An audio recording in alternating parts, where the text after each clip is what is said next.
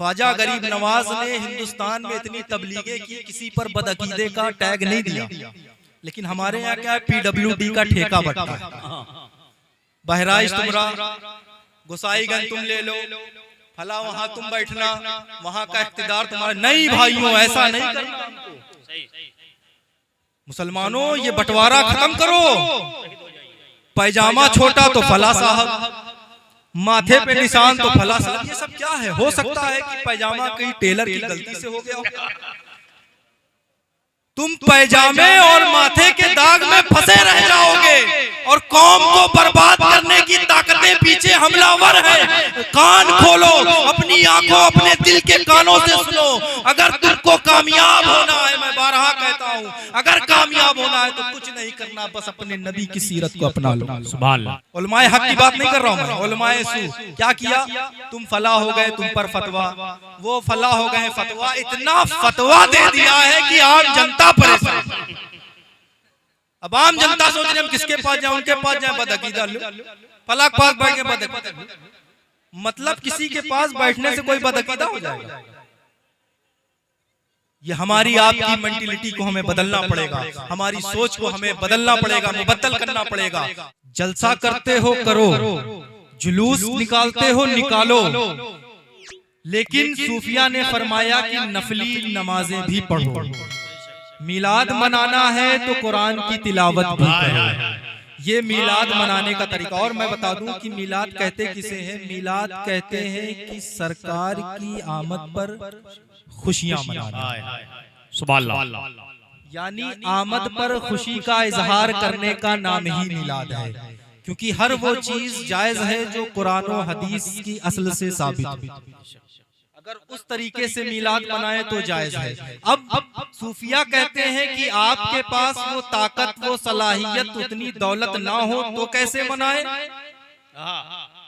तो बताया कि तुम सुबह उठो और सिर्फ मुस्कुराओ, और मुस्कुराओ समझो मिलाद मनाओ।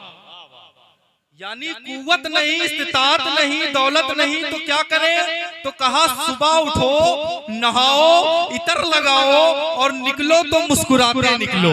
मुस्कुराना सुन्नत है। अब अगर कोई पूछे मुस्कुरा क्यों रहे हो, तो बता देना कि सुन्नत है इसलिए मुस्कुरा रहे हैं। तो अगर पूछे आज क्यों मुस्कुरा रहे हो, तो कह देना आज मेरे आका की मीलाद है इसलिए मुस्कुरा रहा है, और मैं यहाँ खड़ा नहीं हूँ बल्कि तेरे सामने मीलाद मना रहा हूँ। वाह वाह वाह, माशाअल्लाह, सुभान अल्लाह। अब देखिए, नबी से मोहब्बत अहम चीज है, क्योंकि हर चीज की शर्त है। उससे पहले अगर कोई शर्त लगी है, जो बुनियाद है, वो है नबी की मोहब्बत।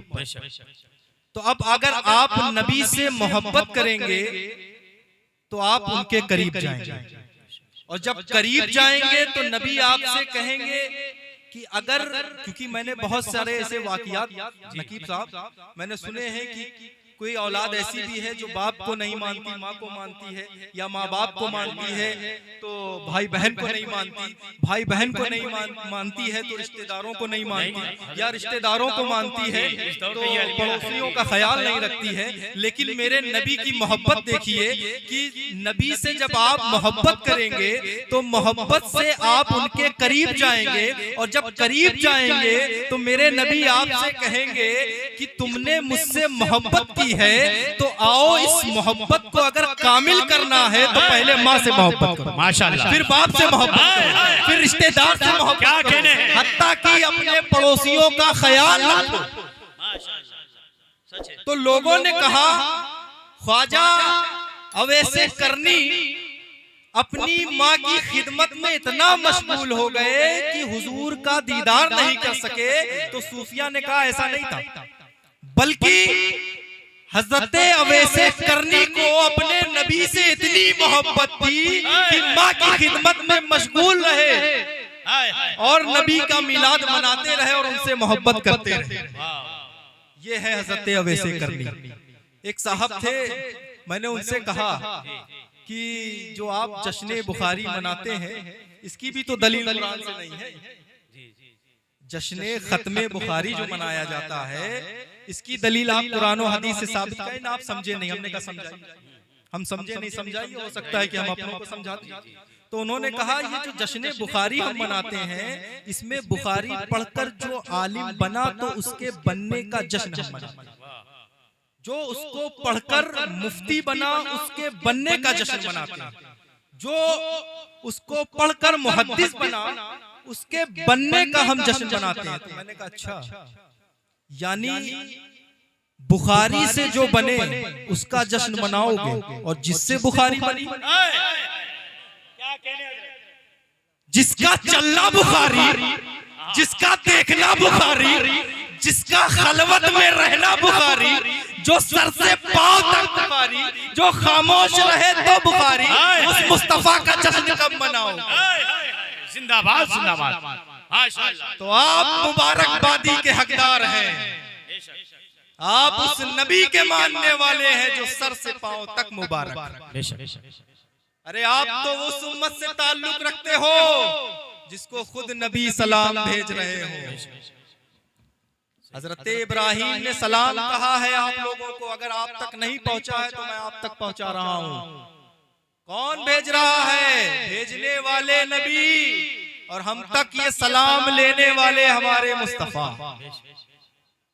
अब देखिए, जब वहां मिले तो वहां कुछ कलाम हुआ था, जैसे अभी नकीब साहब कह रहे थे सुभान अल्लाह कह दो, माशाअल्लाह कह दो, तो वहां पर हजरत इब्राहीम ने कहा कि जन्नत की जो जमीन है वो जरखेज है, पानी लगा हुआ है, खेत का पूरा जो किसान काम करता है बोने से पहले वो सब तैयार है, खाली उसमें तुम्हें बीज बोना है। अब वो बीज क्या थी? बोने के लिए बताया था, कहा कि सुभान अल्लाह वल्हम्दुलिल्लाह अल्लाहु अकबर वला इलाहा वला हौला वला कुव्वता इल्ला बिल्लाह। तो यानी ये 5 बीज मेरे मुस्तफा को हजरत इब्राहीम ने देकर भेजे और बताया अपनी उम्मत को बता दीजिएगा, ये जन्नत जो है, अगर आप इस दुनिया में हैं, जितनी देर यहाँ बैठे हैं, अगर सुभान अल्लाह कहेंगे वहां पेड़ लग जाएगा। तो क्या जाता है सुभान अल्लाह बोलने में?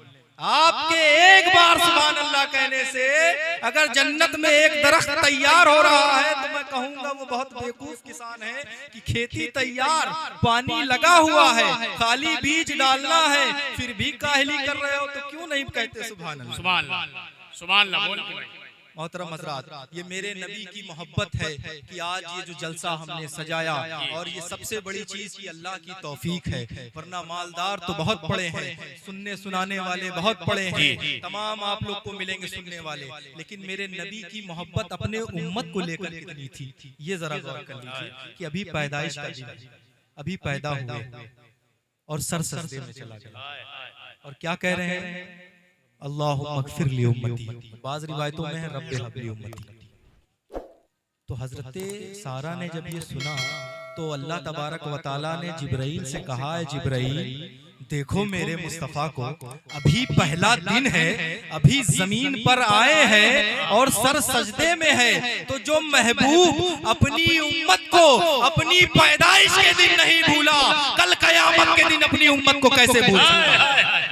जिंदाबाद। कहना चाहूंगा, अभी सुन लीजिए और सुन लीजिए, मैं कहना चाहूंगा, जब वो आका होकर हम गुलाम को अपने मिलाद वाले दिन नहीं भूलते, तो हम गुलाम होकर अपने आका को कैसे भूलते हैं? क्या कहने हज़रत? तो ये मेरे नबी की मोहब्बत अपने उम्मत के लिए, रातों को उठ के रोया करते थे, किसके लिए? हमारे। हम कौन हैं? हम उस उम्मत से ताल्लुक रखते हैं जिसका नबी बोले तो हदीस, चले तो हदीस। हम उस नबी की उम्मत है। आपको पता है कि मेरे नबी की सीरत का तो ये मकाम है, मुसलमानों खाली अगर नबी की सीरत को सुनाया जाए, अगर नबी की सीरत को सोशल मीडिया के जरिए लोगों के सामने रखा जाए, तो मेरा ये ईमानी दावा है कि कई लोग कलमा पढ़कर ईमान में दाखिल आ जाए। वाह वाह वाह। क्योंकि इसी नबी के सीरत पे चलने वाले ख्वाजा गरीब नवाज हिंदुस्तान आए थे। क्या था उनके पास? कोई फौज नहीं, कोई लश्कर का ताकत नहीं, जो भी था मेरे नबी की सीरत पर अमल किया और एक महफिल में बैठकर लाखों लाख लोगों को ईमान में दाखिल कर लिया। सुभान अल्लाह। तो ये मेरे नबी की सीरत थी। आपको पता है मेरे नबी ने जो नबूवत का ऐलान किया वो 1-2 साल में नहीं बल्कि 40 साल बाद ऐलान किया। वो तो नबी थे, चाहते तो पहले ही दिन आकर ऐलान कर देते। जब आप एक पहाड़ी पर आए और आपने कहा ऐ सहाबा, अगर मैं तुमसे यूं कहूं कि उस पहाड़ी के पीछे से ऊंट पर सवार लश्कर आ रहा है, क्या तुम मानोगे? तो सहाबा ने कहा या रसूल अल्लाह, आपके कदमों पर हमारे माँ बाप कुर्बान, हम जाएंगे और देखेंगे, अगर काफिला नजर नहीं आया तो भी हम अपनी आंखों को बंद कर लेंगे, अपने आप को अंधा समझ लेंगे, लेकिन आपको झूठा नहीं समझेंगे, क्योंकि आप बरहक हैं, आप सच्चे हैं। जब ये कहा तो रसूल पाक ने कहा ऐ सहाबा, तो अगर तुम मेरी बात को इतना मानते हो तो क्यों नहीं कहते ला इलाहा इल्लल्लाह मुहम्मदुर रसूलुल्लाह? क्यों नहीं उस रब की गवाही देते हो? सब गवाही देने के लिए तैयार। अब मैं आपको बता दूं कि वो 40 साल का अरसा मेरे नबी ने क्यों लिया। 40 साल से पहले ही आपको अमीन कहने लगे थे लोग, 40 साल से पहले आपके सदाकत का परचम लहराया जाने लगा था, हर कोई आपको अमीन कहता, अपनी अमानतें आपके पास देता। आपको पता है मेरे नबी की सीरत, हजरत खदीजतुल कुबरा ने अपनी पूरी संपत्ति, अपनी जायदाद हजरत मौला हुजूर सल्लल्लाहु तआला अलैहि वसल्लम के पास दे दी। आपने क्या किया? आपने उसे उम्मत में खर्च कर। वाह वाह। तो ये मेरे नबी की सीरत है।